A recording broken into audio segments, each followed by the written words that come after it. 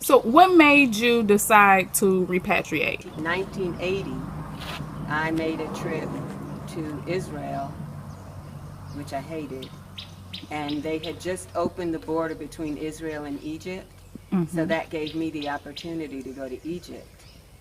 And while I was in Egypt, I felt a very strong connection, of course, meeting people who were drinking teas that my grandparents made, or eating similar foods, just the whole beauty. I ended up living with Sudanese students, and I was determined that some way or another I would come back and live on the continent. The concept of repatriation, was that something that that you grew up with, or that you got as you were an adult?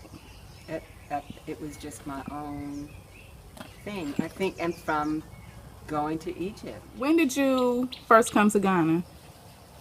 We came to Ghana January 1998. It was, one of those things that we're going to go and look around, although we already knew that we were going to repatriate, but we weren't sure where.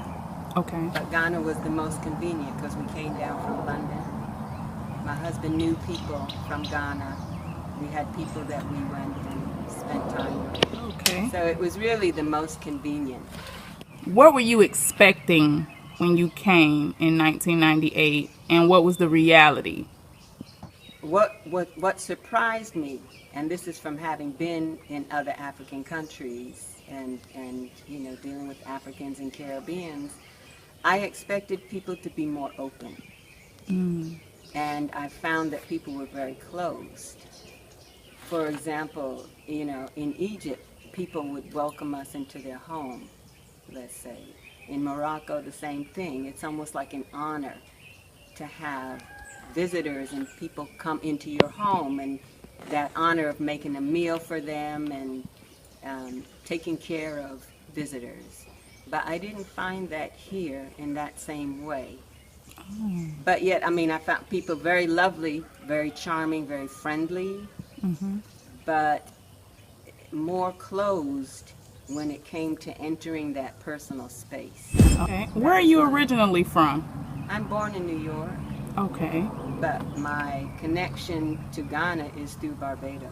Once you came and you moved, did you immediately buy your land, or how did you go about? We spent quite a bit of time, and in fact, the whole of '99, when I was waiting to do orientation for foreign trained nurse, I got to a point where I was here by myself. I was living with a family, and I just felt like I didn't think I would live here. I didn't think I could live here. And a lot of it was loneliness, being a woman on my own, trying to make friends, and I know a lot of us go through that. We seek a social milieu.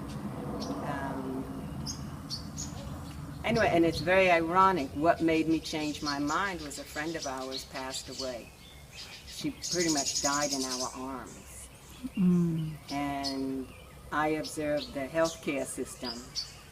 This is even after my orientation, but I observed the healthcare system as someone who needed something. And it was more like stubbornness. It's like, no, I need to stay. We need to be able to do something, help something. Again, ideals, imperiled ideals. And that's what decided me to actually come back and stay.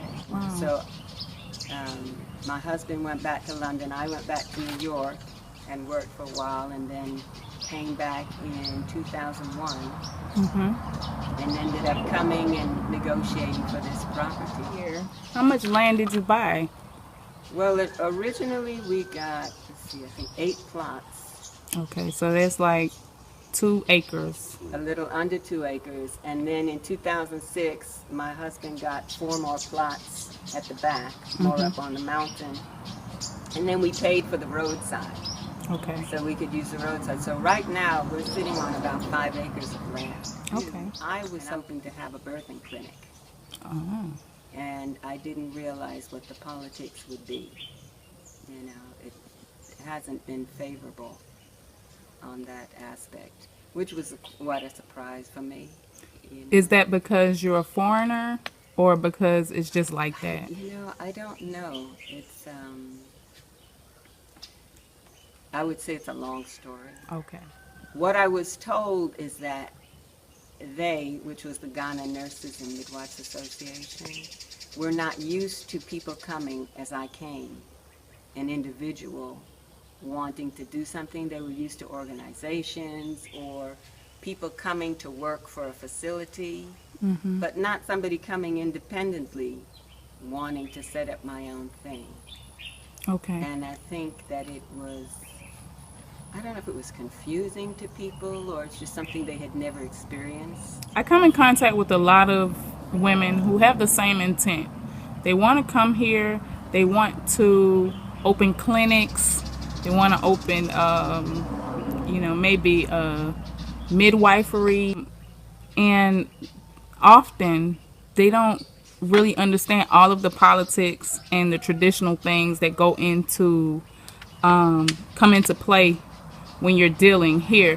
What advice would you give a young woman or woman period coming here to do business such as that in the healthcare industry as a midwife or wanting to do a birthing clinic as you wanted to do? What advice would you give them? I always say, keep your mouth shut until you get what you want. That's the only thing I can think of. And funny enough, an elder sister friend of mine from Barbados, one time she said to me, "Oh, that's right." She said, "You didn't grow up in Barbados. You grew up in New York, so you don't know the colonial system." And even then, it's like, what? She said, "You just keep your mouth shut. You do what they want. You say yes, yes, yes. And when you get all your stuff, then you do what you want to." Do you ever go back to the U.S.? Yeah. Okay. So how do I've gone you? back. I've worked. Oh, okay. Go back and visit. So when you go back to work, because I know I know a few repats who go back and work a little while and then come back. Can you explain to those who don't understand why do we go back and work and then come back? As opposed to working here. Yes.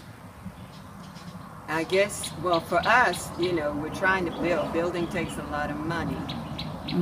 And if I were to work here, I would never make the kind of money that it would take to build. I think if I were living here and just renting, it would be a different matter, that I wouldn't feel inclined to get maybe that same kind of money.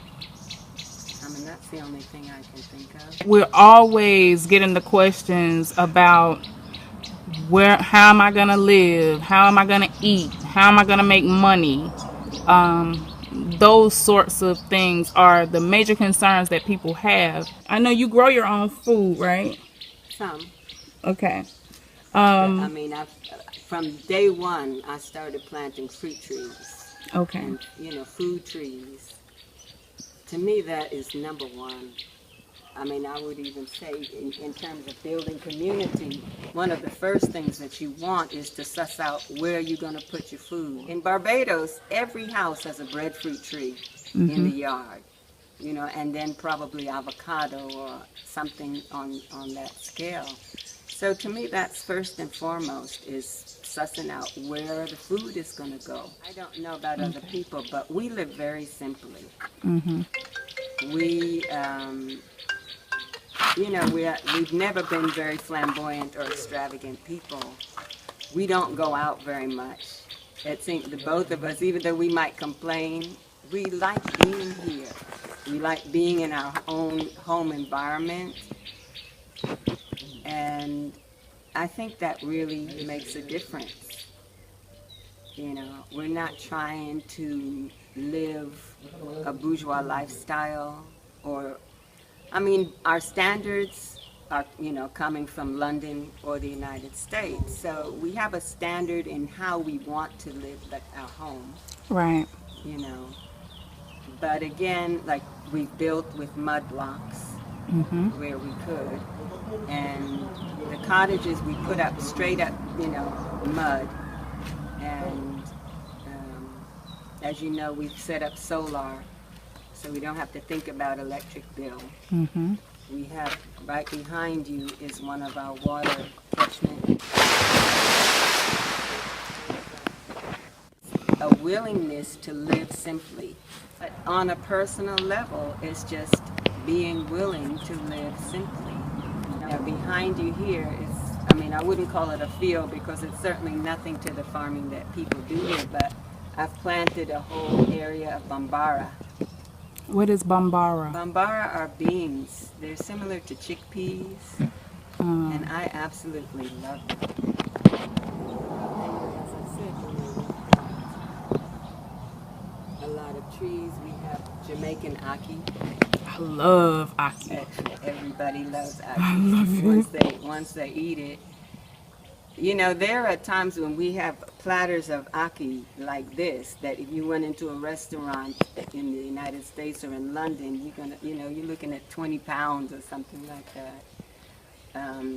At the back, we have a whole patch of sweet potato growing, and the sweet potato greens are really good to eat. Is that the sweet potatoes that we eat in America or the ones here? No, these are, it's red on the outside with kind of white or beige flesh. I think it's the same like what they have in Jamaica. My husband loves them. Yeah.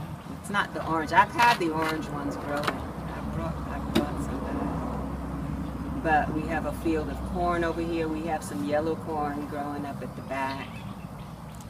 What else have I put in this year? Tomatoes, different types of tomatoes, peppers, small okra.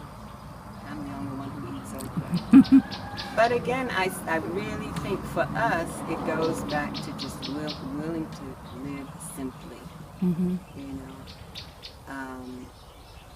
My husband does a lot of the building work.